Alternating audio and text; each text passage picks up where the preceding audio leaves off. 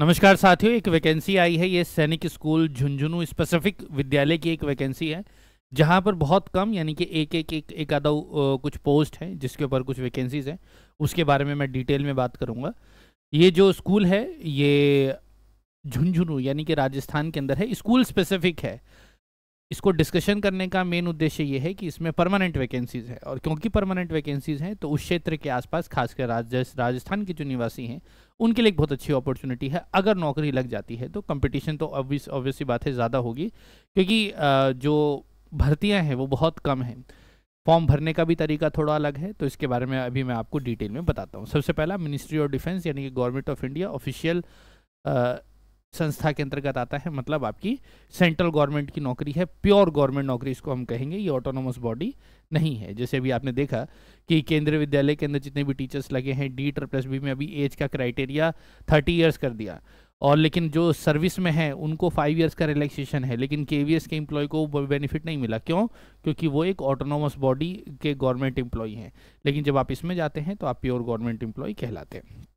तो ये आपके पास ऑफिशियल जो है एडवर्टीजमेंट है। ये आप जहाँ यहाँ पे जाएंगे तो ऊपर लिखा हुआ आ रहा है, यहाँ से भी आप डाउनलोड कर सकते हैं, नीचे से भी आपको डाउनलोड करने का ऑप्शन मिलेगा। कभी कभार हम कहते हैं ना कि फेक तो नहीं है, तो ये फेक नहीं है, ये ऑफिशियल है। ठीक है, यहाँ पे आप देखिए तो जिन जिन पोस्टों के ऊपर निकली है एक बार देख लो। बहुत ज़्यादा मतलब एग्जीगेशन या बहुत ज़्यादा ऐसा मज़े वाली बात नहीं है, सिंपल सी चीज़ है। अगर आपको लग रहा है कि आप इसके अंदर आ सकते हैं तो कीजिए, बाकी ऐसा चीज़ में कोई ज़बरदस्ती वाली बात नहीं है। देखो जैसे PGT मैथ्स है, तो PGT मैथ्स पर ये दिख रहा है रेगुलर, और यहाँ पे देखो कॉन्ट्रैक्चुअल है। जहाँ कॉन्ट्रैक्चुअल लिखा हुआ है इसका मतलब ये है कि वहाँ पर कॉन्ट्रैक्ट की भर्ती है, कभी भी आपको निकाला जा सकता है अगर कोई परमानेंट आ गया तो, या जब टर्म खत्म होगा तो। जहाँ पर रेगुलर लिखा हुआ है ये परमानेंट वैकेंसीज है जिसकी मैं बात कर रहा हूँ, कि इसमें नौकरी लग गई मतलब बल्ले बल्ले है। तो यहाँ पर अगर हम बात करें PGT मैथ्स की एक वैकेंसी है, PGT बायोलॉजी की एक वैकेंसी है, UR और ये जैसे कि लिखा हुआ है SC, तो ऑब्वियसली बात है यहाँ पे केवल SC भर्ती होगा। जहाँ पर UR है वहाँ पर सभी अप्लाई कर सकते हैं। तो यहाँ पर PGT मैथ्स बायोलॉजी केमिस्ट्री के लिए एसेंशियल क्वालिफिकेशन एक ही दे रखी है। क्या है? मास्टर डिग्री का रखा हो कंसर्न सब्जेक्ट में, मतलब मैथ्स का वाला मैथ्स में, बायो में ये हो जाएगा। B.Ed होगा, और अगर PG का रखा है मतलब B.Ed का रखा है इक्विवेलेंट में, और PG का रखा है कंसर्न सब्जेक्ट में, अगर PG भी कर रखा है मतलब या तो मास्टर डिग्री इसमें हो रखा हो, ठीक है, 50%, और B.Ed हो। और दूसरा, अगर PG कर रखा है और 3 साल का इंटीग्रेटेड B.Ed M.Ed का रखा है तो भी एलिजिबल है। उसके अलावा हिंदी इंग्लिश में पढ़ाना आना चाहिए। सैलरी की अगर हम बात करें तो पे लेवल 8 यानी कि PGT लेवल का जो ऑफिशियल गवर्नमेंट एम्प्लॉय का जो पे लेवल होता है वो मैच करेगा, और सारे अलावेंसेस मिलेंगे। लेकिन जो कॉन्ट्रैक्चुअल होगा उसको 71,000 रुपये पर मंथ मिलेंगे, जो कि कंसोलिडेटेड पे होगा, यानी कि पूरे महीने काम करेंगे तो 71,000 मिलेंगे। मैं कहूँगा ये भी एक्सीलेंट है। मतलब अगर मैं बात करूँ पूरे देश में अगर PGT लेवल की अगर मैं कॉन्ट्रैक्चुअल भर्ती की बात करूं तो ये सबसे हाईएस्ट है। इससे हाईएस्ट मैंने कहीं नहीं देखी। ये मुझे लगता है ये सबसे हाईएस्ट है। बहुत स्ट्रॉन्ग, वेरी स्ट्रॉन्ग दिखते हैं।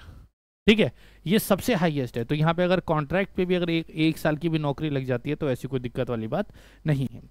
बाकी डिज़ायरेबल है, डिज़ायरेबल तो डिज़ायरेबल ही रहती है। फिर अगर अब यहाँ पे TGT लेवल के PGT की केवल 3 अलग अलग कैडर में है, और PGT मैथ बायोलॉजी परमानेंट है, तो आसपास रहते हैं तो आप अच्छे से कीजिए इसको। एज देख लो एक बार। कॉन्ट्रैक्चुअल जो है वो 21 से 40 है, यानी कि ये भी अपने आप में बहुत अच्छी बात है। और अगर TGT की बात करें तो 35 साल की एज है। 4 साल का इंटीग्रेटेड कर रखा हो या बैचलर कर रखा हो कंसर्न सब्जेक्ट में, यानी कि मैथ्स का, ये भी कॉन्ट्रैक्चुअल है, तो इसमें भी बहुत ज़्यादा दिमाग नहीं लगाएंगे। TGT इंग्लिश ये भी कॉन्ट्रैक्चुअल है, इसमें भी वही नॉर्मली जो हर जगह होती है कि अगर आपने इंग्लिश ऑनर्स का रखा है, या फिर साथ में ये भी लिखा हुआ है कि अगर आपने PG का रखा है इंग्लिश में और B.Ed M.Ed का रखा है तो भी आपका काम चल जाएगा।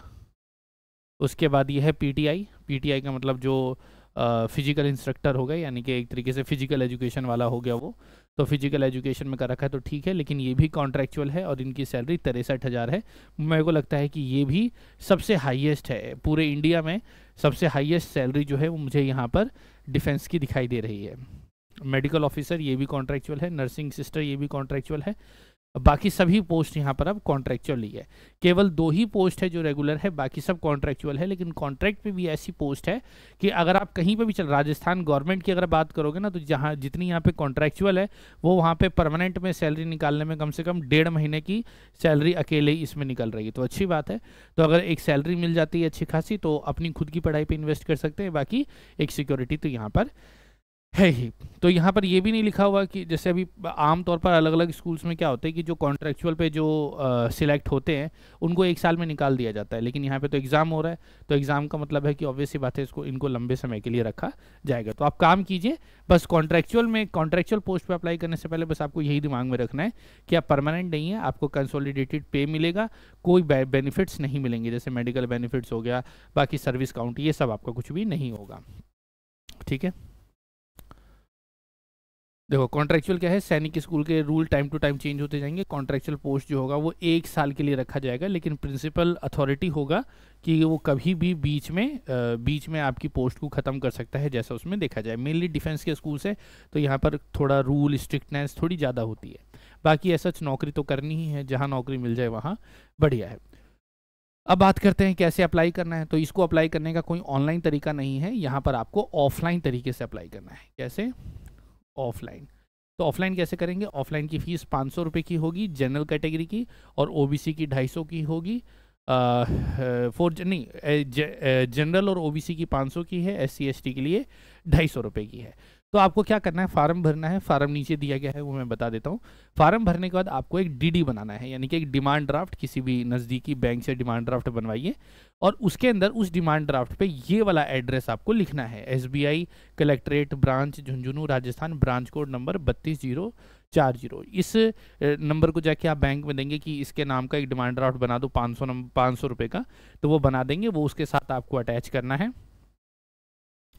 ठीक है। और फिर जो फार्म को रिसीव करने की जो डेट है 27 तारीख है। नॉर्मली किसी भी तरह का कुरियर जब आप भेजते हैं तो उसको 3 से 5 दिन लगते हैं, तो आप जितना जल्दी हो सके इस काम को आप कर सकते हैं। ठीक है।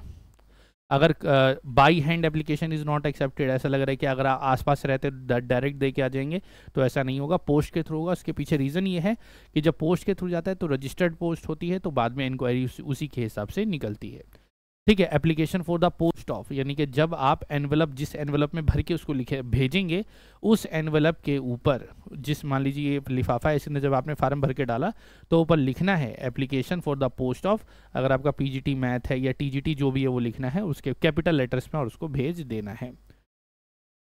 ठीक है। कैसे आपका सिलेक्शन होगा? सिलेक्शन होने के लिए आपका एक ये क्या लिखा हुआ, जो शॉर्ट लिस्टेड, यानी कि अगर आप एलिजिबल होते हैं तो एलिजिबल होने के बेसिस पर आपका एक रिटन एग्जाम होगा, उसके बेस पर स्किल टेस्ट और इंटरव्यू होगा, और उसके बाद आपका सिलेक्शन होगा, जैसे नॉर्मली होता है कहीं पे भी। ठीक है। तो इसमें कोई TADA नहीं मिलेगा, और स्किल टेस्ट लिए जाएंगे। आमतौर पर ऐसी पोस्टों पर जहाँ एक वैकेंसी है, और खासकर परमानेंट की बात है, तो यहाँ पर देखो ऐसा कहना तो नहीं चाहिए, लेकिन हो सकता है कि कोई जानकारी, सिफारिश या इस तरह की चीज़ें आमतौर पर ऐसी जगहों पर देखने को मिलती है। लेकिन मुझे डिपार्टमेंट पे पूरा भरोसा है, मुझे ऐसा लगता है कि इस तरह की कोई चीज़ नहीं होती होगी, और इसी विश्वास को ध्यान में रखते हुए आप फार्म को भरेंगे और अपनी प्रिपरेशन करेंगे। ठीक है। तो ये प्रिंसिपल ने आपको सभी को लेटर भेजा है, ये फॉर्म है। इस फॉर्म को आपको भरना है, इस फॉर्म की प्रिंट आउट निकाल लेनी है, इसको पूरा भर देना है, और इसको पूरा भर के सारी चीज़ें लगा के साइन वाइन करके एक लिफाफे में डालना है। डिमांड ड्राफ्ट की भी डिटेल इसमें पूछी जाएगी। देखो लिखा हुआ है क्या?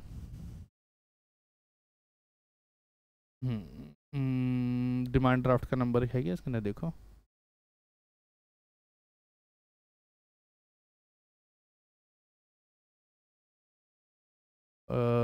ना, डिमांड ड्राफ्ट का नंबर नहीं है, लेकिन डिमांड ड्राफ्ट आपको उसके साथ लगा करके भेज देना है।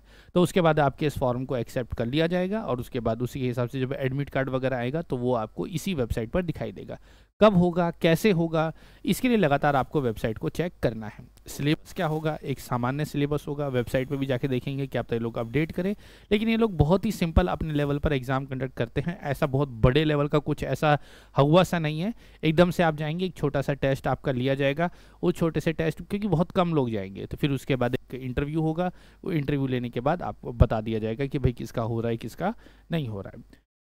ठीक है। So I hope all the points are clear, क्योंकि ये एग्ज़ाम भी अपने ही स्कूल में कराएंगे, मैक्सिमम चांसेस यही हैं कि अपने ही स्कूल में, बहुत कम लोग इस फार्म को भरते हैं। तो अगर आपको लगता है कि भाई अगर आप रेगुलर पोस्ट या कॉन्ट्रेक्चुअल पोस्ट में आपके में लगता है कि भाई यहाँ पर किया जा सकता है और यदि आपके आसपास है तो आप इसको आजमा सकते हैं। आई होप किसी तरह का कोई कन्फ्यूजन नहीं है। फिर भी अगर कोई बात इसको लेकर के आपके मन में आती है तो कमेंट्स में मुझे बताइए। I will definitely love to answer all the questions. फिलहाल अभी के लिए इतना ही, मिलेंगे अगले सत्र में, तब तक के लिए नमस्कार, धन्यवाद, जय हिंद, जय भारत।